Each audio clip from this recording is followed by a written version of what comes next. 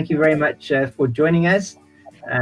Really great to have you all with us this afternoon, and we're really looking forward to the session today. So just in terms of how we wanted to just run through this is I'd just like to ask every one of you to give us a short introduction as to who you are, 30 seconds to a minute, and I'll just give you an order in terms of that. It sounds like school, doesn't it? I'm going to tell you who's going to go first, and then after that, what we'll do is we'll go into just a session where we're going to ask every one of you to give us in terms of the topic we're discussing today. What is good education now is the one item that you believe is the one aspect that you believe is the most important aspect around what is good education now, make education good now.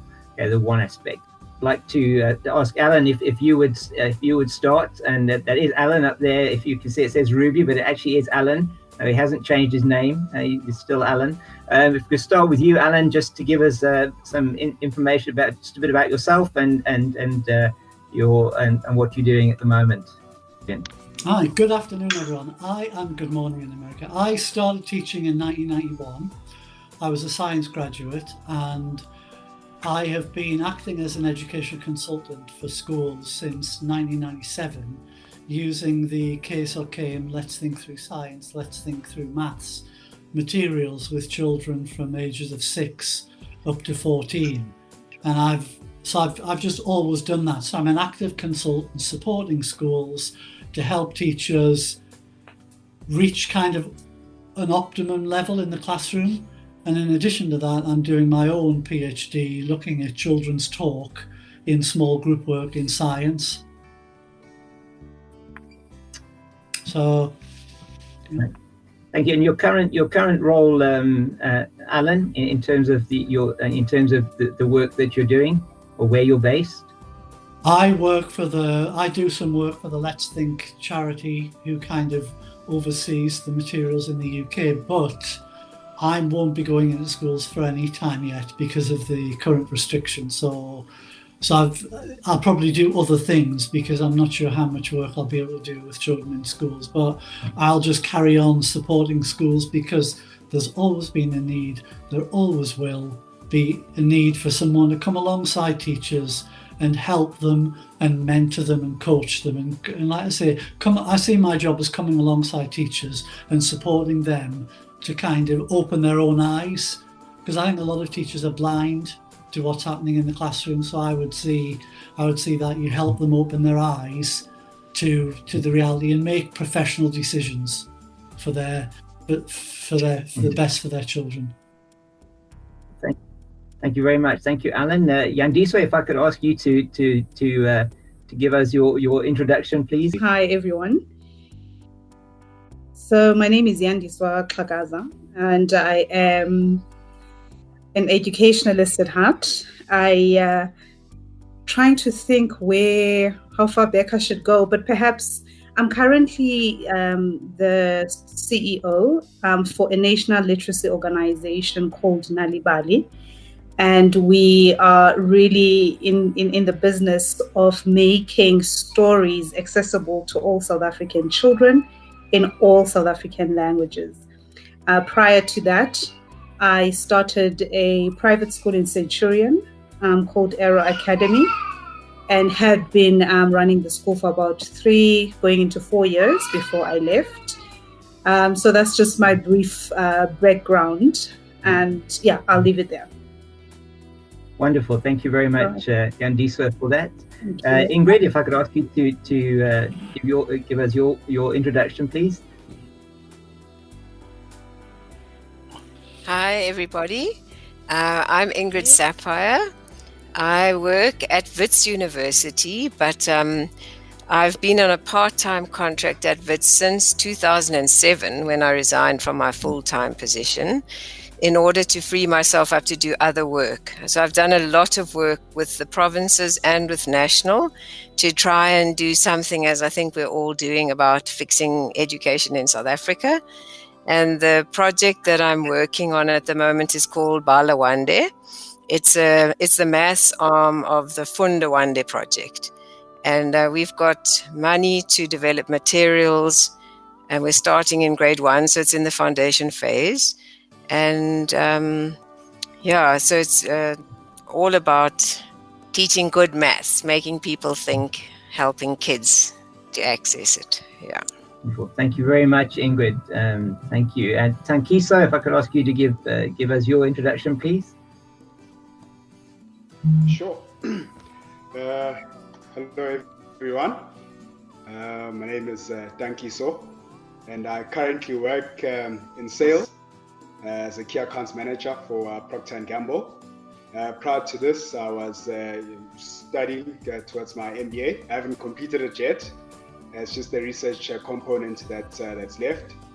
And before that, I had a small fast food business with a friend of mine. And prior to that, I worked at KPMG as an international tax consultant. And I have an undergrad in law from Wits University. Wonderful. And I believe Sipho told me that your nickname is Tank, apparently, but we thought it might be confusing if we called you Tank, because we're actually to think tank, so we thought that might be a bit confusing for us, but that's okay. Thank you very much for that. We're looking forward to your contribution as well from a business side, which is very important in this discussion. Linda, if I could ask you to give your 1 minute's worth, please. Hi everyone. I am a teacher, so I'm an on-the-ground teacher still. I've been teaching since 1990. Took a few years off and taught from home when my children were young. I'm a passionate maths teacher. It's always been my love doing maths and teaching maths. And my second passion is teaching boys, and I have no idea why, having been at an all-girls school my whole life, and my first teaching post was at an all-girls school. And then when I moved to a boys' school, and I just realized this is the energy and the excitement that I was looking for. So those are my two passions, teaching maths to boys. Thank you very much. Thanks, Linda. And Jeanette, over to you on your side. Thank you. Good morning, everybody, or afternoon, sorry. The day has rushed by. I am first and foremost an African. I've lived in 3 different African countries. And then secondly, I'm a teacher. I still write teacher on the doctor's room forms when you have to fill in what your profession is in life. And that's because it's always, no matter how much you get embroiled in the admin, that is still my passion.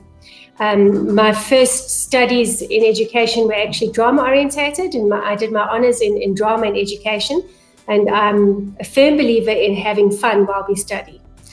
And I taught at the National School of the Arts. I was privileged to teach in an underprivileged community, which was a top 20 Gauteng academic school.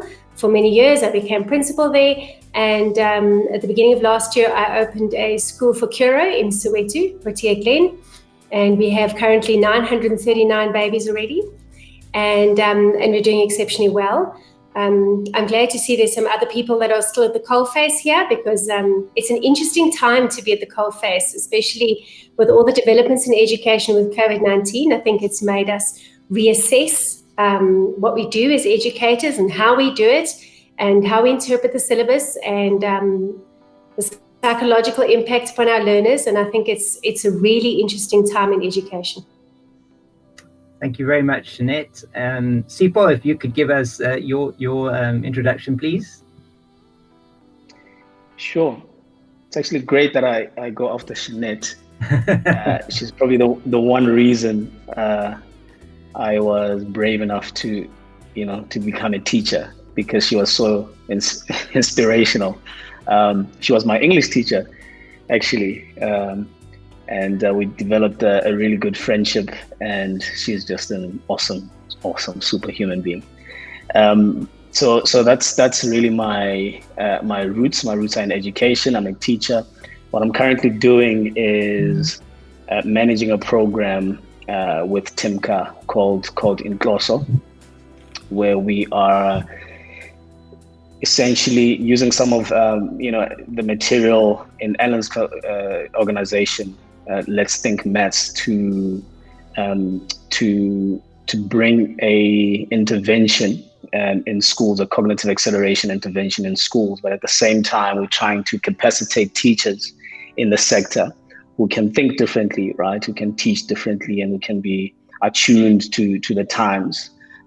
So yeah, that's really what I do right now. Thank you very much, Sipho. And finally, Ian, if you can please enlighten us in terms of your current situation. Yeah, sure. Well, I think I predate all of you. I'm into my fourth retirement. In my third retirement, I worked with Sipho. At the moment, I see myself as self-employed, but entirely retired. Maths and has been the game for, I started teaching in 1980. Didn't want to teach. I was going to do actuarial science, and they offered me more money to study for actuarial science than Hilton College offered me to teach, but Hilton offered a house. So I went to Hilton because I wanted to get married. So that was how I fell into maths teaching. I had no intention of ever going anywhere near a classroom, but I loved it, and I've spent, I think, about 40 years at it. I've also been a headmaster of a school here. I taught a guy at Hilton who was a king, so I ended up running 100 institutions for a nation called the Bafokeng. I built a school and all sorts of tertiary institutions when I was there. It was an amazing experience. I think it's when I decided to retire because I was just exhausted, because I'm not a businessman. I'm just a teacher. So I found all the business meetings around the money very, very tiresome. And I lasted 7 years at that. That's enough for me. Thank you very much, Ian. Really appreciate everybody's contribution there in letting us know who they are and where they are now. That's really fantastic, and it's been really great to see how this diverse group of people have been together to assist us in looking at the topic that we're really very passionate. We're very passionate about at TIMCA, and Ian as our Director of Education, and working very closely with Sipho and the rest of the team, our small team here at TIMCA, are really passionate about education in South Africa and the development and developing agency, really to make sure that we get the results we are looking for in terms of the fact that so the cognitive aspect of it at the moment is just we find just not there, that people are coming out of school and really don't know how to think, and so this is really driving us to look at interventions in where we can assist in doing something different to get there. So today is very much about that. It's about looking at what we believe is good education now. How do we get our youth of today to come to a point where they're actually able to think for themselves and able to really work through the things and have those life skills and have that agency. So out of this discussion today and out of what we're going to be talking about now, we see it as the start of a journey, and really I know some of you are a lot further down that journey than we may be. And my role is around facilitation. I know very little about education. I spent most of my time in business, 28 years in retail, and then the last 8 years have been in a number of consulting roles in different countries in retail, and then more recently in education, in tertiary education, which has been very interesting. And now joining TIMCA over the last year, sort of been working on and off with TIMCA in looking at education and in the development of the sort of cognitive aspects of the development and agency. So I think what I'd like to do is I'm going to do this in reverse order this time, and we'll start with Jeanette, just in terms of what is good education now, and your points in terms of that. I know Sipho said you have got there's so much to talk about, isn't there? It's such a difficult one, a lot of points. But if we can try and limit it to what you believe is the most important thing, and on that aspect, and then we'll take it from there. Thank you very much. Okay, so the topic is rather broad. What is good education? But I felt that my favorite quote is actually from Albert Einstein: education is what remains after one has forgotten what one has learned in school. We're so focused on the curriculum, and I think now, particularly during COVID, we've realized that it's not just about the content, but more about the skills.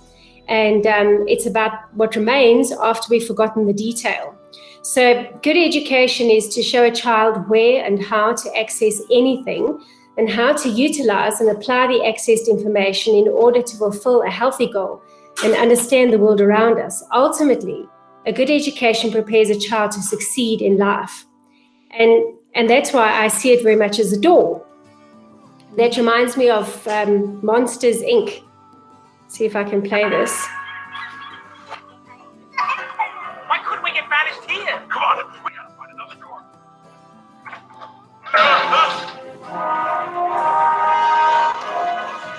Look, closed door! So education is a door to knowledge. It shows you where you can find what you'll need. A door to skills, it gives you foundation skills to apply knowledge and thereby gain more skills that can shape the way you think and do things. A door to society, an understanding of the morals, values, faith, and ethics that are required to fulfill a meaningful role in society. A door to others, it teaches you how to work and play with others so that you can have either a productive and or a lasting, meaningful relationship with others. And then this is the one that I would choose more than any other. A good education is a door to a holistic view, almost an overview of as many topics as possible, which provide a depth of insight and vision so that you can understand where you or others fit in, as well as what all the possibilities may be. And that's really important for the underprivileged child. I would like my underprivileged child to walk into a boardroom one day and to be able to keep up with the conversation and to have all the confidence that's required to make the necessary moves and to see all the opportunities available. So for me, that is almost the most important part of a good education, is that ability to be able to know enough and do enough so that you can cope in a whole variety of scenarios and seize the opportunities available. A good education is a door to the self, a deeper understanding of and confidence in what and who you are, what's important to you, what you'd like to be, what you'd like to be doing next, and what you'd like to be doing later. So for me, it's about the doors. And the net result of this door is that it also empowers you to leave behind anything you don't need or want, like poverty, prejudice, insecurity, violence, hatred, etc. So if I had to summarize what good education, and good is in inverted commas because it is a bit subjective, what good education is to me, then that's how I interpret it and what I try my best to realize as an educationalist. Thank you so much, Jeanette. I think a lot in that short presentation, but I love the metaphor. In the door aspect is absolutely beautiful. Thank you very much. I do the presentation because I teach. Thank you, Linda. Over to you now. On your side, a few thoughts. Right, just had to find my microphone. Okay, Google Meet is new to me, so mine is not fancy at all. I'm going to talk. So my brain was very tired at the end of last week. And suddenly when I woke up on Saturday morning, it's like everything cleared. And I was looking in the mirror, believe it or not. And suddenly it came to me is what makes me a good educator now? Because if I'm being a good educator right now, then surely I must be part of those giving a good education. So it dawned on me that a good education now must be producing good people now as well. So although we are taught that all people are intrinsically good, we need to be producing people who are actively good for each other and for the planet. Education can't therefore be simply delivery of the curriculum to achieve brilliant matric results. In fact, I've become increasingly impatient with this whole obsession with 100% pass rates and how many students have got how many subjects with 80% and above, that sort of thing. This is easy to manipulate. Force subject changes from maths and science and so on. So I've started to interrogate the quality of matric passes. What percentage of the matrics are doing challenging subjects, and what sort of variety do they offer?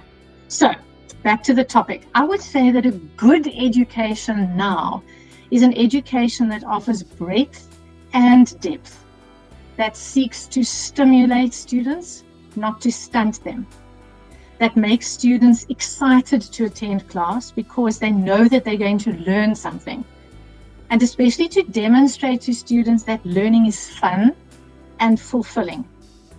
In this era of rapid change, teachers are also students. We are learning on the job, especially right now, and our students need to see that. They need to see that learning never stops. We need to be vulnerable while being experts in our field. And we as teachers must want to learn. One of the things that lockdown has given me is the gift of time and opportunity to learn new skills. And I realize that in the busyness of teaching, which is all consuming, I have little time to learn unless I've been freed up to attend courses. So I've become excited about these new skills, and I've spent time making little video clips to get colleagues excited too. And some have been bitten by the bug, and they're also thriving now. I've been keen to learn, and I've been unafraid to ask for help, and I've been unafraid to make mistakes. And so a good education must inspire our students to be self-motivated to learn, to use their talents, and to be unafraid to ask for help and unafraid to make mistakes, because mistakes promote problem solving, a key aspect.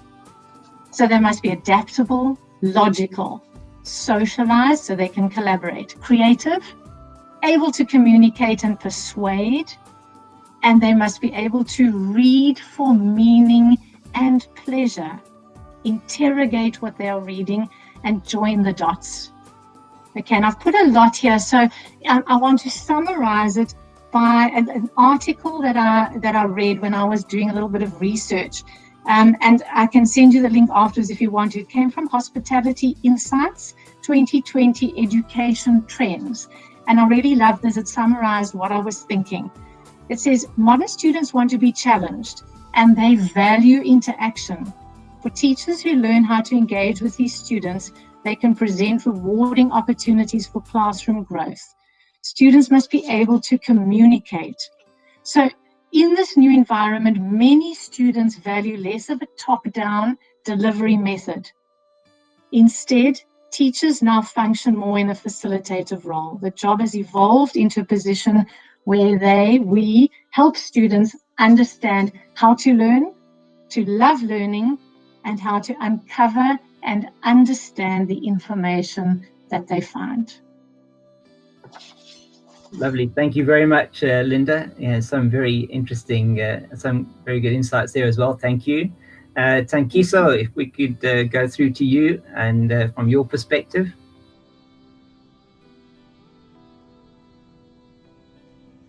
Cool. Can you hear me? Okay, cool. So, as I was thinking about, what good education is, I remember the story of an MIT, right? So he walked into his class full of, these bright first-year students, right? So one of the students then asks, says, Professor, what are we going to cover in the semester? And, this professor then responds and says, it doesn't matter much what we cover, but what matters most is what you discover in these lectures. And I think for me that really, summarizes what my view is on what a good education is. That a good education, should be a place for learners to discover. And I think in order to that, sort of the three things that really important, and of an ongoing discovery. It is, it's creative exploration. That is important, critical thinking skills, as well as collaboration. So I think if a good education would encompass all those things, because those are things that can be used in different industries, right? And not just industries, but also in terms of the various interests that you may have, right? Because we live in a world where things are constantly changing, right? So what I learned yesterday might not be applicable tomorrow.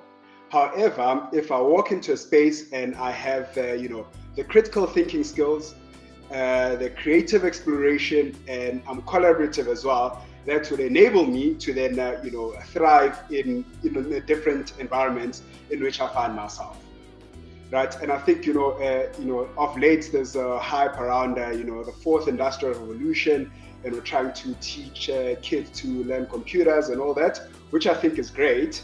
But I think also good education means that if there's the right kind of creative thinking, then these learners of today can then push us to the next level, right? Which would be, I'm assuming, the fifth industrial revolution, whatever that may be, right? And I think the aspect of creative exploration is so crucial, because everything that students are learning today are things that someone else has done before, right? And those people were able to do those things through their creative exploration, critical thinking, and collaboration.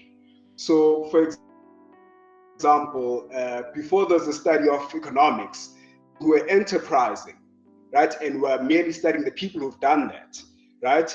Before they started building these computers. And I believe that a good education will enable us to, to really push forward as a society. So I'm just want to look at just some of my notes here. So I think one of the important things is, we want students to be able to learn on their own. Of course, I think Linda raised a good point about, teachers being facilitators in the classroom. Right? And I think that's important. We need to enable, learners to really get involved.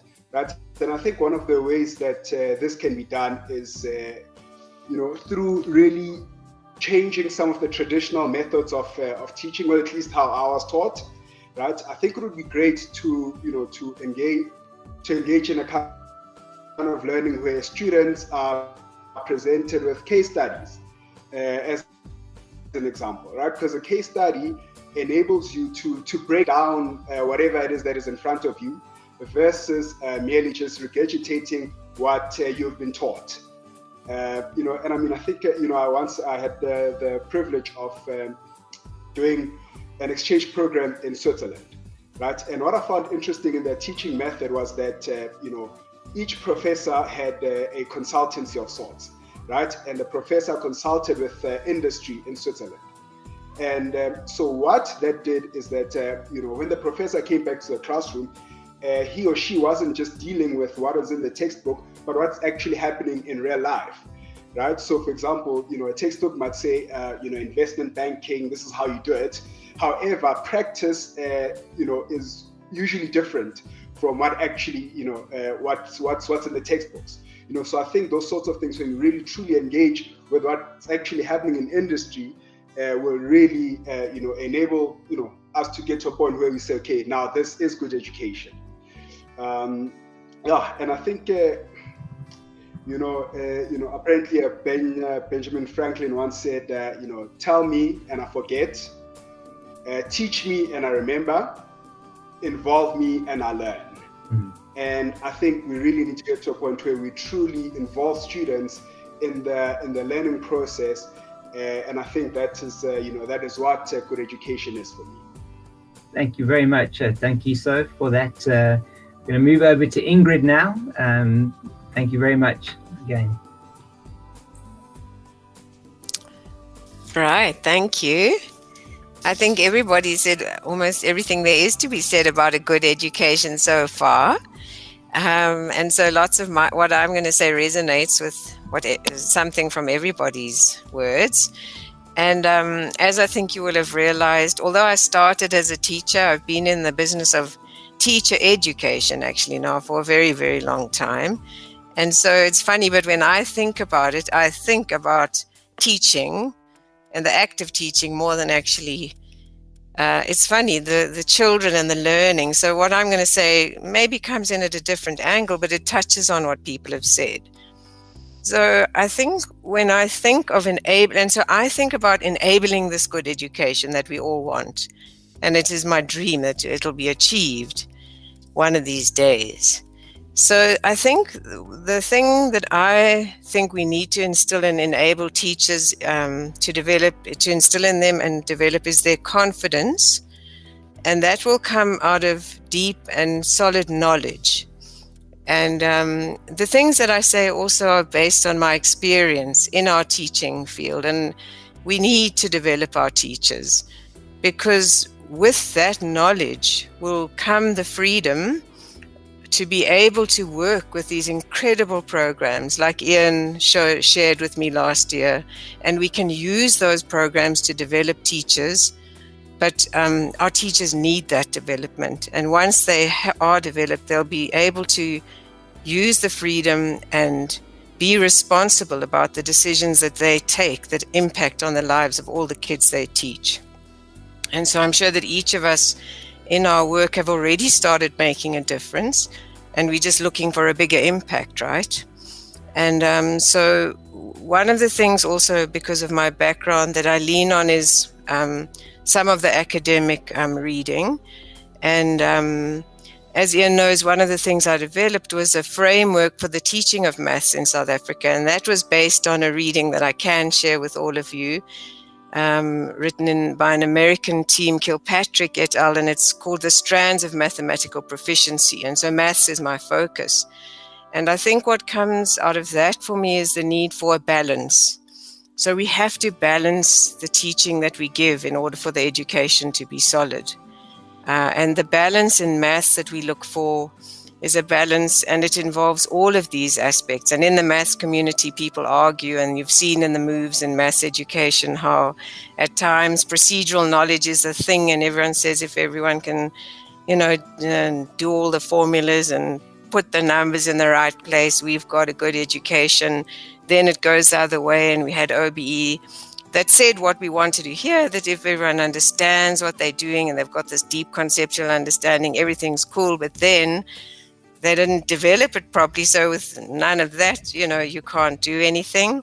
And so there's that balance between procedural and conceptual knowledge. And then underpinning that and building into it is the ability to reason and to be strategically competent. And all of those elements are part of our curriculum, and I'm sure everywhere in the world they are, but they don't actually come through. And then the fifth strand of Kilpatrick is a productive disposition. And interestingly enough, in all of the work I've done in South Africa, and people can speak to this as well, we found that our children have an immensely productive disposition.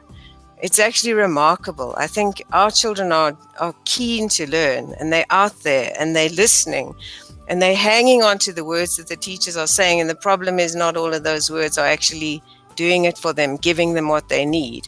And so that is why in our framework, we chose, rather than to bring to the fore the productive disposition, which we actually think is there, and it needs to be there and it must be emphasized. But we wanted to focus the idea of a learning-centered classroom. So you can't have a good education if your classroom isn't learning-centered. And the learning, for me, brings out the play of the relationship between the teacher and the learner. But the reason we called our teaching framework Teaching for Understanding is that we believe the power should at least be partly in the teacher. I believe that strongly, because when OBE came and swept the rug out from under teachers' feet, what we saw was a huge breakdown in the confidence of our teachers. And without that, we can't really do anything. And so teachers need to be given agency. They need the knowledge to do what they have to do. And then, with that knowledge, they'll be able to get out and do that. I think a very, very important quality of teachers to enable a good education is that they have to listen. They should listen a lot more than they speak, and that they should have the ability to ask key questions.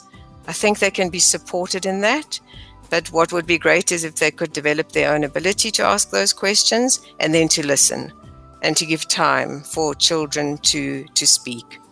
Because then all of these wonderful things that everyone have said will start to happen. Kids will be self-motivated, they'll start to learn, they'll start to grow. And so ultimately, what is a good education? I would say it enables the development of self and the development of a respect for self and others, so that we then become responsible citizens in our community, able to go forward and participate. And that's my hope and dream, that we can all achieve that. Yeah. Thank you very much, Ingrid. Much appreciated. And yeah, I think we're getting some really fantastic insights from everybody, and really great to see the diversity. But there's a common thread coming through, most certainly, which is wonderful to see. Yandys, if I could ask you to please give us your inputs. Thank you. You're on mute. Sorry. Thank you. Yeah, thank you very much. All right. So for me, I mean, I think the topic, firstly, is such a great topic.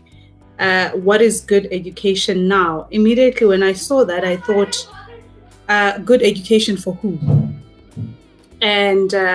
And for me, I suppose, and where I'm standing, and sort of my body of work has always centered around focusing on all South African children across the different social classes, particularly the disenfranchised.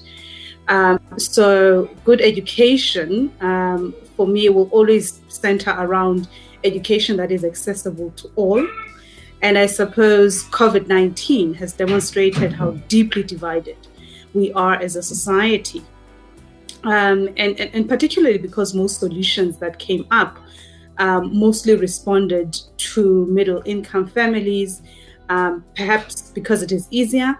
I'm not convinced at least that we fully responded to the dire situation of children who are without smart devices, without internet, without learning material, and sometimes even without great teachers. And I do think that there's a big portion of South African children. It's not a small fraction, that I'm referring to. So good education. My thinking was also centered around methodologies and ideologies of teaching, right? Will always be central or underpin what we come to term or define as good education, right? So how do you teach thinking, for example, right? There is a method to that, particularly critical thinking.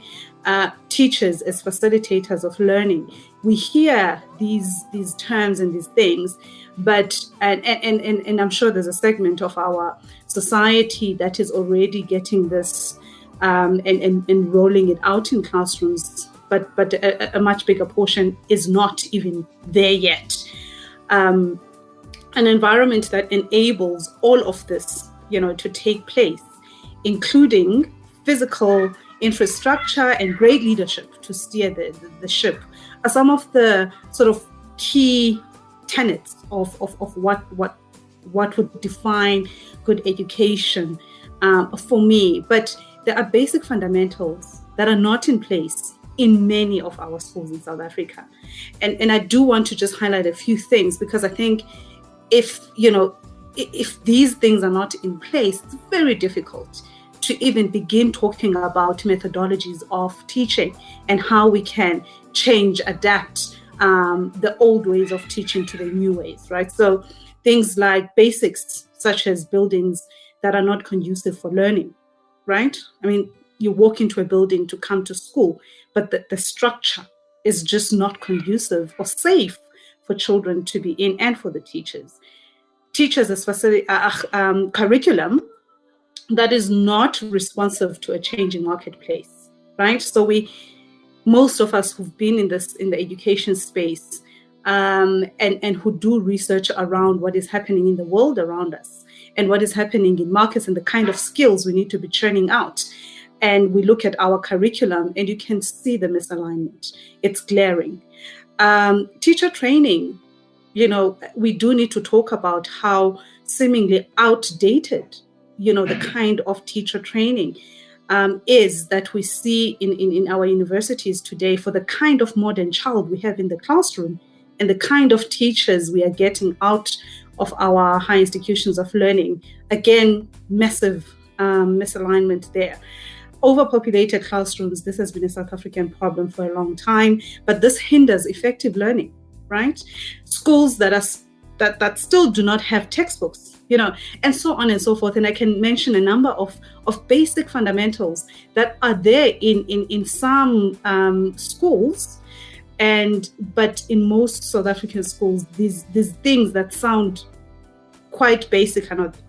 Now, these make it difficult, very difficult, to think big and to think innovatively as school leaders and teachers have to manage these dire constraints on a day-to-day basis. They are navigating and working around these constraints. So good education really means that we solve for these basics first, right? And in true Maslow hierarchy of needs style, we, learners, teachers, leaders, school leaders in these environments can't think beyond the fact that, these basics are not in place. Anything else we ask of them is too much when there's so much that is not in place yet. So I think if we can get these right, we can move to the next level, where we can produce confident young people who question everything, who are pioneers, who are attuned to the world's problems and think about how they can solve them, who are allowed to be themselves, expressive and fully appreciated as they are. We see a lot of name calling in schools where teachers can't handle a particular child because they are different, right? Or they can't sit still, or they doodle, or they walk around the classroom, but that's how they learn. And then we want to give them a tag and say they're ADD, right? So, but I do think that for me, that's sort of the framework I worked around when I thought about my thoughts around the question. Wonderful, thank you very much, Yandi. So I think that again a very good perspective in terms of what we need to make sure that we can have good education, which is very important there. So and Alan, so over to you now, and looking forward to your input as well, please. Thank you very much. Thanks, Yandi, sir. Yeah, what I've been doing as everyone's been speaking, I mean, it's really fascinating. It really does you good to hear kind of people moving in the same direction, but reflecting the variety and diversity. What I've been doing is reflecting on the fact that I now have no children left at school. My youngest daughter has just left school. She's about to go to university to train to be a vet. And what I was thinking of is, did they have a good education? And then I was thinking of, did they have any good educators? And I reckon in their primary school, up to the age of 11, there are 2 or 3 people that stood out. They both went to the same schools. And in their secondary education, there was only 4 or 5 people that stood out that would embody some of the qualities that I would say. And I found it very sad. What I found quite interesting was I was expecting the primary practitioners to be better than the secondary. And I would say on whole, it was roughly about equal. There were people in there who at secondary level nurtured my children, who made a massive difference to their lives. And I'm just so thankful that they had them. But the qualities, the things I want to share, I think work on both levels. You could talk about teachers in the classroom, but teachers working together. So I'll talk about teachers in the classroom, but I think it equally works within school communities and school leaders and professionals working together. I mean, I do think you can't get away from the joy of learning. And many years ago, when there was a lot of reports on the brain, I think the OECD produced a report that said that joy, the internal joy from learning, where children learn, brings pleasure to the brain. And I think they used the term an intellectual orgasm to show that it gave pleasure. So it was kind of self-sustaining, they had pleasure. And part of it is to give children that joy from learning, from discovering something. And I think that comes down to it, because I think at heart, we will always, I mean, I still teach regularly 3 or 4 times a week, and children stand out, as they always have done. The joy they get when they find something, when they see something. So for me, it's that the classroom has to have, the environment has to have joy. But the thing that comes down to me really is trust. We want teachers to trust children that will learn. Children learn. Children are born mathematical, children are born scientific, and they will learn. And I think you want to trust the teachers to trust the children will learn. Whether they don't bring their books in for homework or not are issues to do with in certain schools. But I do think it's allowing teachers to trust the children will learn, and then school leaders allowing their teachers trust their teachers to do their job. Because that's what struck me, is when the things that in my own life, when I think the children have learned the most, is when we've had a mixed group of children, we've been outside in the garden, there's been 4 or 5 years difference between the children, and they're just built in to learn. They absorb things, they want to share, they want to find out, they ask questions. So it's trusting that your children will want to learn. Then it's also, you want people to see the potential in children, the potential for reaching out and moving forward, regardless of where they're coming from. And I think that then comes to another idea of, if you imagine learning as a journey, you want teachers to be able to meet children where they are and share what they bring. Because I do think there's this Vygotskian notion developed by Moll, the funds of knowledge. Children bring things from their lives and their communities. You know, this idea of communities telling stories around the fire and things like that. Children bring things that unless you kind of accept that and allow that a place within the classroom, it's almost as if when a crab sheds its skin, there's room to grow. These things children bring as part of the growing process, and they need to be able to share that. Because if they don't share it, then they won't value them, they won't have agency. It'll go over their head. They'll learn it at the exam and they'll forget. And obviously with that comes respect. You respect what they say, you listen to them. A group of children once came up to me and said, "Sir, you know in these lessons how you ask us to listen to each other? Could you just listen to us for a moment?"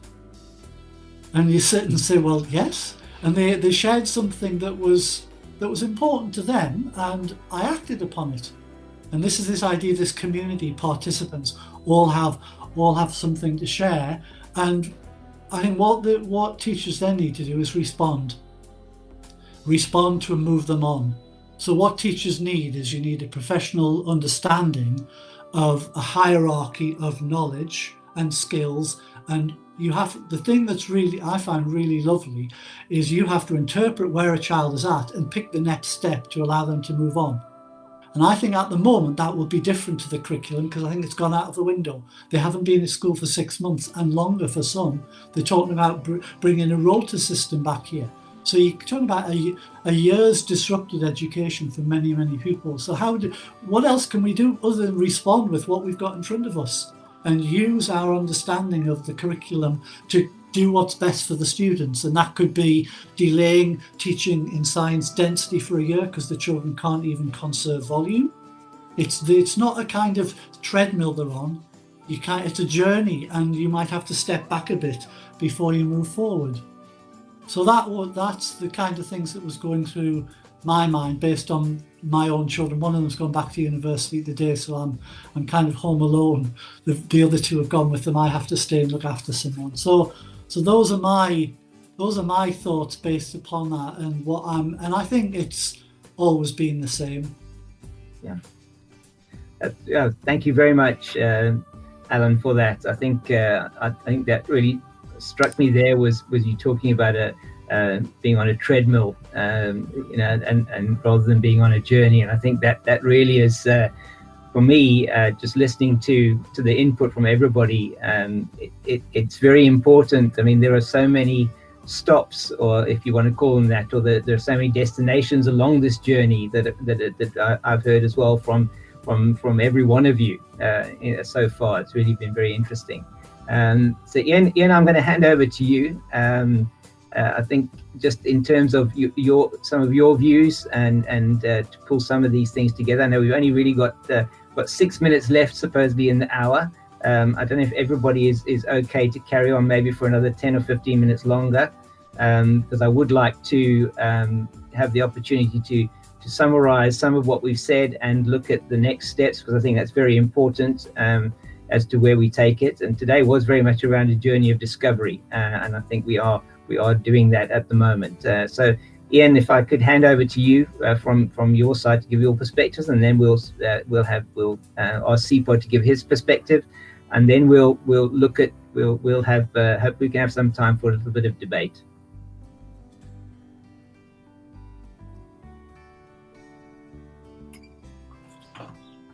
Sure. I want to start by so my third retirement was going with Sipho into a no-fee school where there were often more than 50 children in a very small and either very hot or very cold box. There was never enough room even for a teacher's desk. You could not move between the children at all. What I came to understand, these children were on a treadmill that they couldn't even get on. So because of Michael Shea and him showing me about where children are, I could listen to these children, and we could even measure it using the Thessaloniki and some of the science reasoning tasks. The kids, they were about 2.5 years behind in their development. They were absolutely normal, beautiful, wonderful children, as we discovered as we listened to them. But say in grade 8, we were doing all the maths. They were having to try and manipulate algebraic stuff. And so we tried to do the procedural fluency, and we succeeded, but we were putting them on a treadmill that they couldn't get on. And so it broke my heart. And Sipho, I didn't cry in front of you, but it really broke my heart to see what was happening. Having spent years in privileged places like Hilton and St. Stithians, and then spending half the money's world, I suddenly hit this sea of horror. It was absolute horror, and it was being done by us. We were the adults. We were delivering the curriculum. The teachers were often angry. So my fifth retirement, whatever it is, I'm still, so I want to talk about what you all said, but Ingrid, thank you for saying I have a dream, because I still also believe that we don't have to accept this. We have to change it. I know I'm talking about a worst case scenario, because these poor kids are in absolutely shocking social conditions. They have the worst schooling. Everything that is possible is bad. But I think we all have to go with Ingrid's dream. We all have to have a dream. Because even in the UK and in America and whatever, where I've been in Australia, it's the same. The truth is, it's the same. It's just you can't really see it as clearly as Sipho and I saw it at poor children are being given no future. None. There are a few of them. It's less than 10 every year that come out with an opportunity to actually go to some university. But Sipho will agree with me that some of the boys and girls that we listened to think for themselves in those thinking maths lessons. And the thinking maths lessons allow you to engage. It doesn't matter what level you're at, you can engage, and you can start thinking, and you can start having that joy that Alan talked about. We actually saw children that used to teach me things. Every lesson I learned about maths from these kids that were delayed by 2 or 3 years themselves, and they were only 13. With all my math stuff and statistics in my background, I learned something from them every single day, which was incredible. So if I just start quickly going through you, so Jeanette, the biggest thing for me was drama. You spoke about drama, and I actually think drama should be a compulsory subject in all schools. I helped get it going at Hilton. I started it at St. Stithians.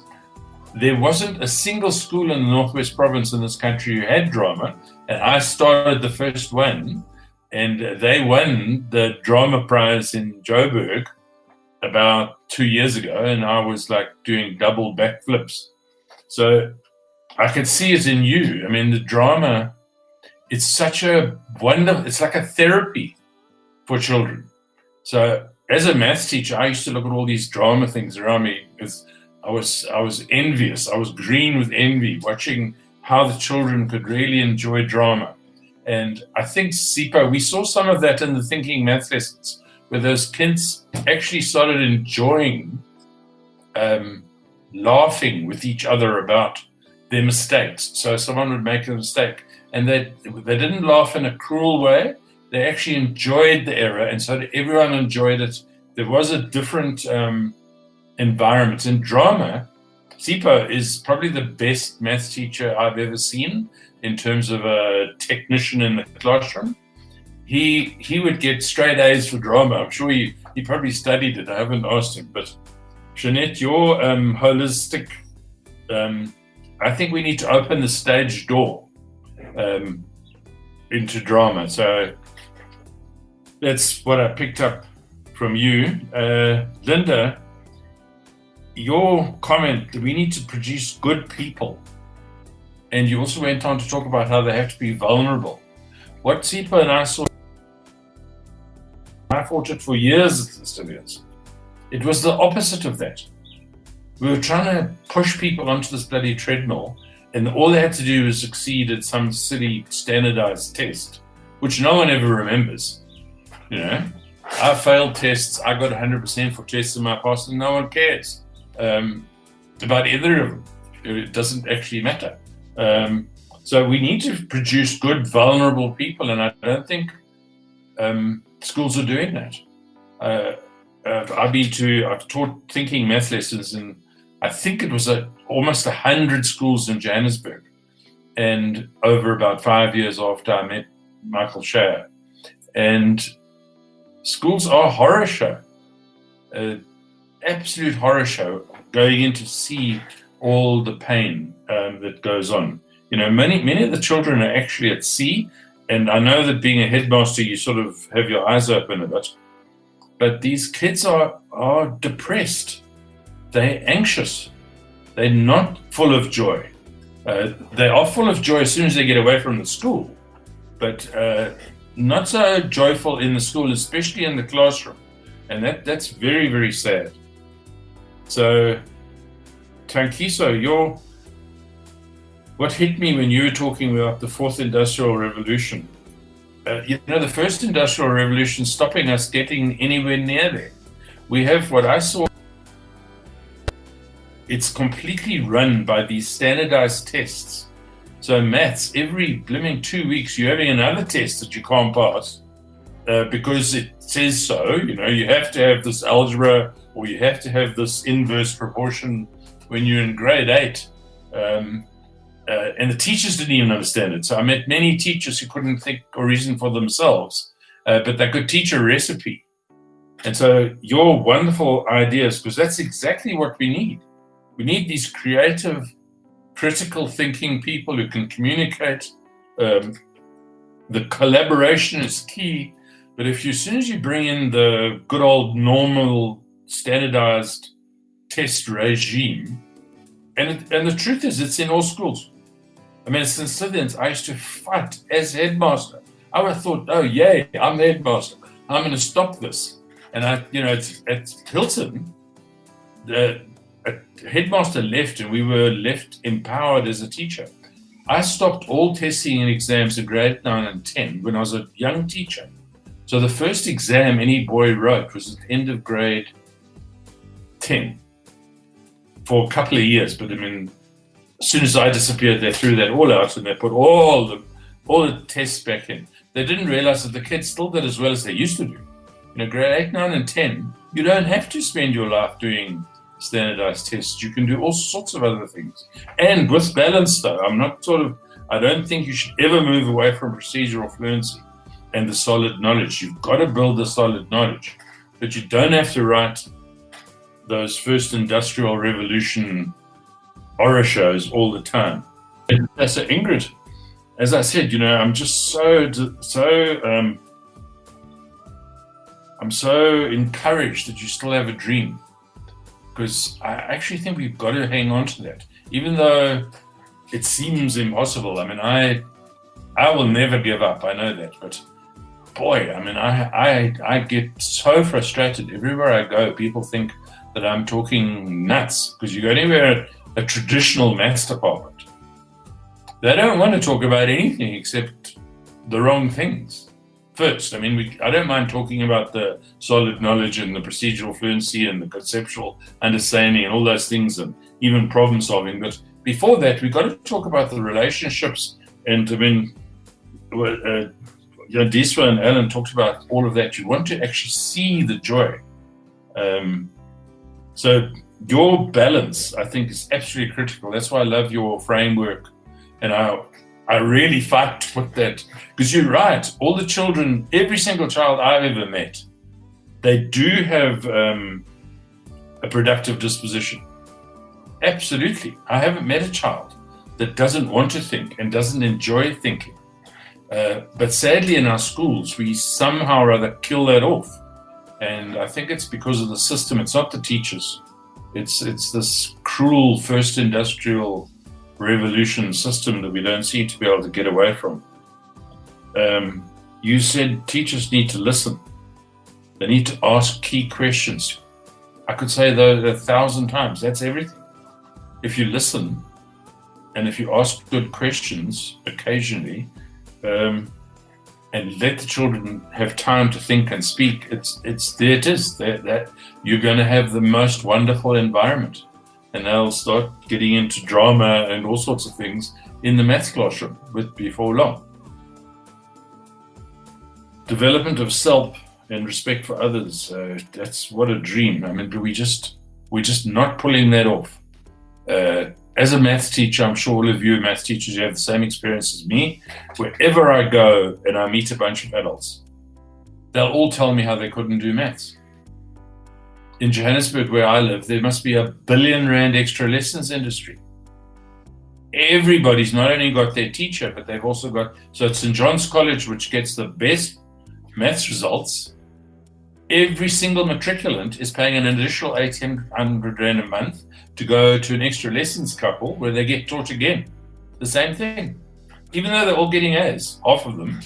I mean, the test is not good enough for them, but it's actually really sad that they're all doing this mindless stuff day in, day out. Yandys, you with COVID-19, boy, we're in a different world, and I don't know if I've even come to terms with what that means. But you said something that really appeals to me, in that the methodology underpins thinking. So one thing that Shaya's Thinking Maths has taught me, a lot of it is the methodology. How do you prepare the children for the question? How do you ask the question? And then how do you let them talk and speak and carry on for as long as they need before you come back and share your thinking? We're having a little bit of a thinking maths lesson here. We asked our question some weeks ago. Yes, it was a broad question, but it's a question we have to answer. And we have to fight for what because you've all said it, I think. I couldn't, after all I've been through, I don't think I could improve on anything that you've all said. It's absolutely perfect. The truth is, though, it's not happening. It's just not happening. And so we've got to change that. We're letting something go down. And Yandys, we've got to allow them to be themselves. I mean, if you don't allow a child to be themselves, what's the point? I've always wanted to be who I am. I don't want to be anyone else. I have to think for myself. I've got all my flaws, but you want to just be yourself. You just want to think, you want to feel what, I think, Alan, you talked about that internal feeling of learning. There's nothing that's more exciting than how you feel inside when you when you're starting to think for yourself, when you're really engaging and you're getting that moment of flow. I remember when I used to do Maths Olympiad problems with the children at Hilton decades ago. There was nothing better than when a child did it before me. And then I'd be trying to sort of see if I could get back at them with the next problem. And just that joy of feeling that you get when you're trying to think. You're trying to think for yourself, and then finally you do. It's amazing. Yandys, also what you made me think of, I spent 3 years in my second retirement with African Schools for Excellence, and we scrapped everything. We scrapped the classrooms, the teachers. So the kids were independent. They weren't allowed to talk to anyone else, and they had to work. They could choose. They could sleep, they could read, they could do their maths, do whatever they liked. Independent, no teachers. There was just an intern in the room. And we got to a stage where there were 300 children doing independent with one intern watching them. So there was no interference. So what was beautiful, the children got a choice all the time when they were independent, and they could do whatever they liked, including have a sleep if they wanted to. So it was incredible. As the rest of the school started to work, the kids used to get up to the most unbelievably wonderful, joyful learning when they were in what was called independent. So schools like Cynthia and Hilton and Currow and all the others got to stop your first industrial revolution model. We got all these classrooms with teachers in them teaching. That's nonsense. You don't need teachers for when kids are learning. Then the next part of the learning, so they'd spend an hour in independent. Then they'd have an hour of something called team. So they were with another person who'd been selected carefully, and they were just given different problems. Nothing that they'd been taught. They knew the game, never been taught this, have to try and do this. They were asked to write letters to the editor in English. They were asked in maths, there were various maths problems that had nothing to do with the curriculum. And again, what's fascinating, there was no teacher in the room, and this wasn't 300 people in a hall, this was like about 40 people in a room, and each of them were in pairs, and they knew the game. So it was a very noisy classroom because they were talking in pairs, trying to solve these problems, but no teaching, no teacher. There was just someone there. If you finished your problem and you were happy that you'd written it up, you then went and got another problem. That's all that happened in that room, no teacher. So there was 2/3 of the schooling going on with no expense, no teacher. And then the third thing was when you had an expert. So I encouraged the school to do thinking maths and thinking science and thinking English. And so we ran cognitive acceleration activities for the kids, which were designed just to do what you've all been talking about. So we just gave them a diet that was completely free of everything else. But that expert would be then setting them their procedural work, which they had to do independently or online. When you were in independent, you could also go online in that school. So this way you were talking about how I think there's a way of completely changing how we are delivering. So I don't know what the answer is. I've tried that for 3 years, and we actually eventually had to rebuild schools because the classroom model didn't make sense. So we actually built a school in the middle of Joburg. It cost a lot of money, but the expert teacher could see 150 kids wherever they were, and they're all in different venues. So Sipho, from your aspect, please. James, I have absolutely nothing to add. That's what happens when you send everybody your notes and they share all your brilliant ideas. But I can't think of anything that anybody has said that I disagree with. I think we all have a pretty good and grand, and sometimes not so grand, idea of what good education is. But there still seems to be, in whatever space we're occupying, a bit of a ceiling, right? These things that we are expressing as what we think is good education. The question that comes to me is what's stopping us, right? What is pulling us back? Because we are not short of stories of how bad things are.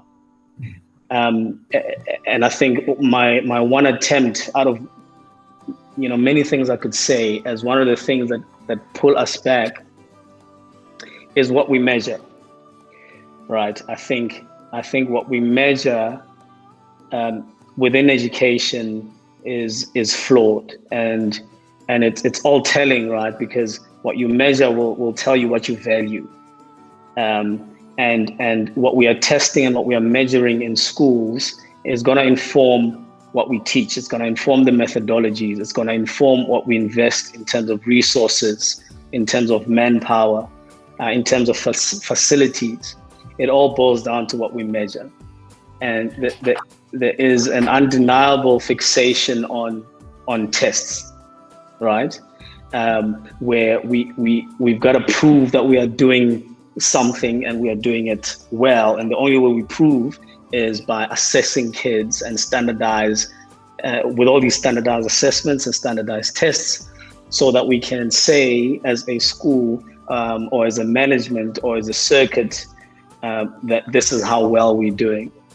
And in fact, society is conditioned to that, because as a parent, that's the first thing I want to know. It's not, is my child learning? It's how well is my child doing on the report card?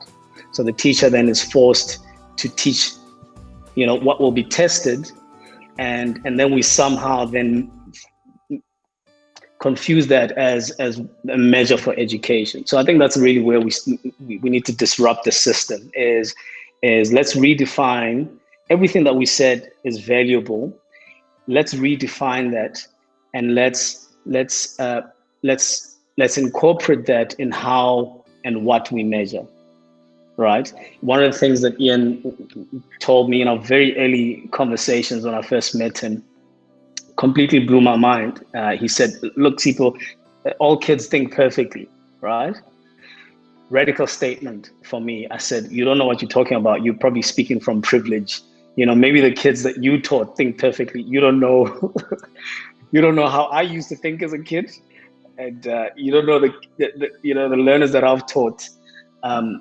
But that statement is so powerful, because as a teacher, if you appreciate and come from the disposition of whoever I'm teaching is perfectly fine, there's nothing wrong with them. I don't have to mold them to measure up to the test that I need to get them to write at the end of the term. But I need to understand that at the level at which they're at, they're thinking perfectly. Now, how do I study and get to know how they think, so that informs my methodology, that informs my assessment of them, that informs the milestones that I put before them, so that they can reach the next level of thinking, the next level of competency, right? So if we have just an appreciation that the people that we are getting in front of, there's nothing wrong with them, they think perfectly.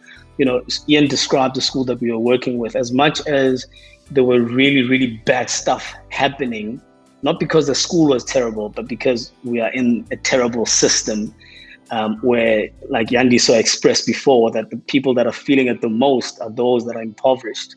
It's just the way the system is. But once we got an opportunity to listen to them, as Ingrid said, the things that we heard really literally would bring you to tears, because you come with your prejudice and you think, I'm in a certain type of environment. There's no way that these kind of children can think in a certain way, and then they blow your mind away, because yes, truly indeed, all kids, all children, all people think perfectly. It might be different from what you're expecting, but there's nothing wrong with that. Thank you. Yeah, thank you very much, Sipho, for that. I think really has summed it up for me. A very good summary of sort of where we are, and as you've captured a lot of what has come through today. So certainly both from an aspect of socioeconomically where we may be, the challenges we have within diversity, whatever that might mean, and certainly and also I think Tankiso, from your aspect, and I know that in industry. In retail industry, what gets measured gets done, is what we say in industry, and that is so true. And Sipho, I think you really covered that very well, and that's exactly what it's about. So whatever you're driving, and whatever you want that outcome to be is ultimately how things are going to happen. So the fact that I think every one of you has questioned that and questioned what are these aspects of it, whether those are structural aspects, whether those are ideological aspects, whether they're methodological aspects, is really important. It's going to be very critical for us now to take what we've discussed today and what every one of you has mentioned and work through that. So my suggestion would be that we have got, as I say, we have been recording this and really for our own internal consumption. It's not to be published. And so what I would like to suggest is that you would give Ian, Sipho, and myself a few days to go through this, have a look at it. We would like to have the next session of the think tank. We intend to run these every month. If we can get them more frequently, maybe that would be great. But I think it is enough of a burden on people's time, and there will be work to be done and insights to be looked at between these sessions. So we'll have a look at. We'll take the recording. We'll go through it in some detail. Give you access to it so that you can go through it as well, summarize some of the key points that we believe may have come out and circulate that for your input as well, and anything you think that we may have missed. And then we will set up the next session, which we are aiming to have on the last Monday of every month. So just so that you can book that out. And if you're happy to continue with us, we would really love to have you on board for this journey that we're on. And we're hoping, and Alan's left us, but we don't want this to be a treadmill for sure. We want this to be a journey. So I think that's very important. And there are many different aspects that we do need to look at that have been raised.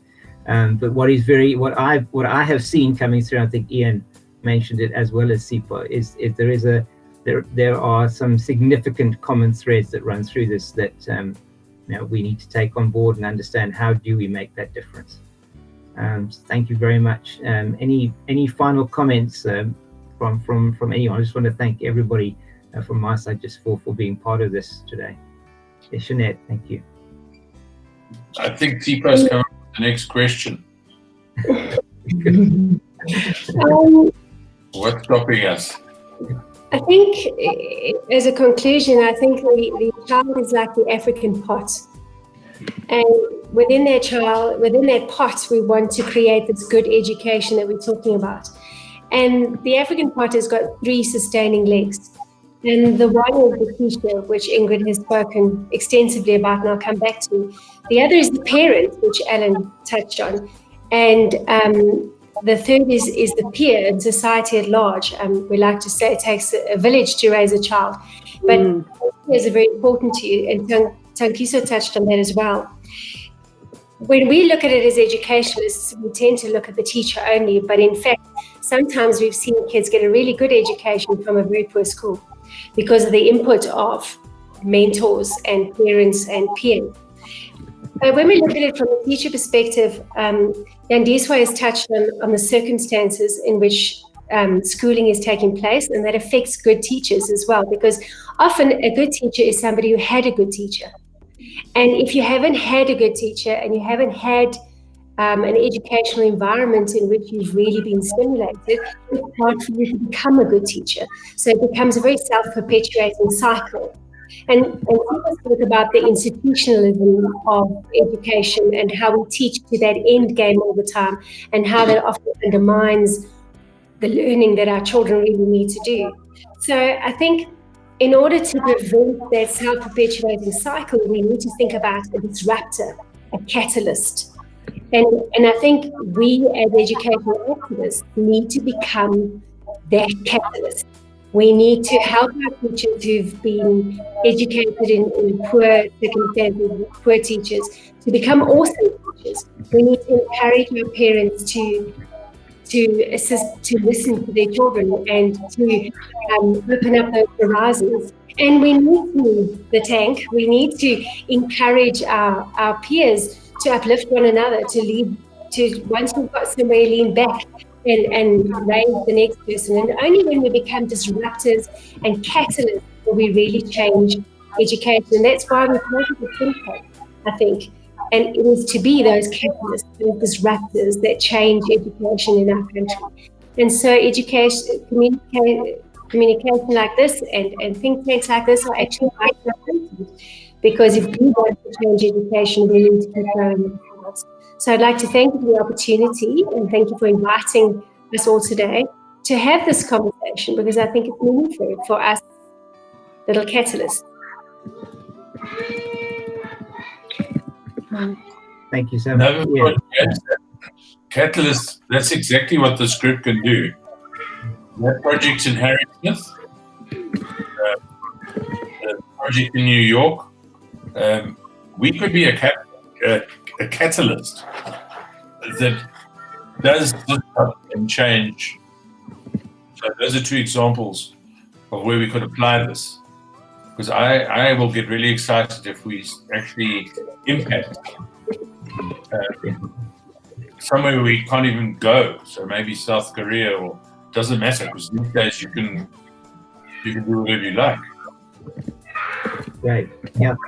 Thank you very much. Thank you, Jeanette. Thank you, Ian, for those points. Is there anybody? Is everybody happy? Anybody else want to make any final comments before we close off? It is nearly an hour and a half. I'm mindful of your time. But thank you again to every one of you. I'm going to close it off now, and as I say, we'll make the information available to you as soon as possible. And once again, we look forward to the journey with you ahead. Thank you so much. And goodbye. Bye-bye. Thank you. Bye. Bye-bye. Bye-bye. Bye.